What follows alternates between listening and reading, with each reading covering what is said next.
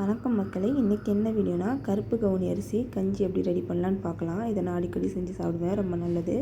ஒரு 8 ஹவர் இந்த அரிசி ஊற வச்சு எடுத்து அதை வாஷ் பண்ணி மிக்சியில் போட்டு குறப்பாக அடித்து எடுத்துக்கலாம். இப்போ அதை ஒரு பவுலில் மாற்றிக்கலாம்.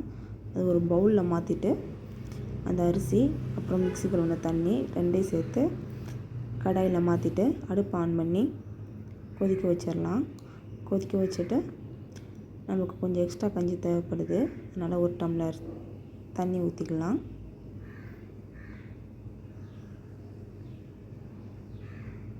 தண்ணி ஊற்றி அரிசி நல்லா வேகட்டும். நம்ம சைடில் போய் ஒரு சைடிஷ் ரெடி பண்ணிட்டு வந்துடலாம். இந்த கருப்பு கவுனி அரிசி ஏன் கருப்பாக இருக்குன்னு தெரிஞ்சவங்க கமெண்ட்டில் சொல்லுங்கள். சைடிஷ் ரெடி ஆயிடுச்சு. போய் கஞ்சியை போய் எட்டி பார்த்துட்டு வந்துடலாம். கஞ்சி நல்லா கொதித்து வெந்து வந்துருச்சு. இப்போ அது கூட ஒரு துண்டு இஞ்சி 4 பல்லு பூண்டு போட்டுக்கலாம்.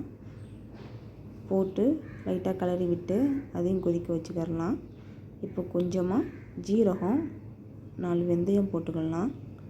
4 வெந்தயம் போட்டு அது வேகிற வரைக்கும் வெயிட் பண்ணி கொஞ்சம் உப்பு போட்டுக்கலாம். உப்பு போட்டு நல்லா கிளறி விட்டுட்டு அதுக்கப்புறமா கஞ்சி வேகிற வரைக்கும் வெயிட் பண்ணி 1 கப் தயிர் ஆட் பண்ணி குடித்தா ஹெல்த்தியான கருப்பு கவுனி அரிசி கஞ்சி ரெடி. வீடியோவை பொறுமை காத்து பார்த்ததற்கு ரொம்ப நன்றி. நம்ம வீடியோவை மறக்காமல் சப்ஸ்கிரைப் பண்ணி சப்போர்ட் பண்ணுங்கள்.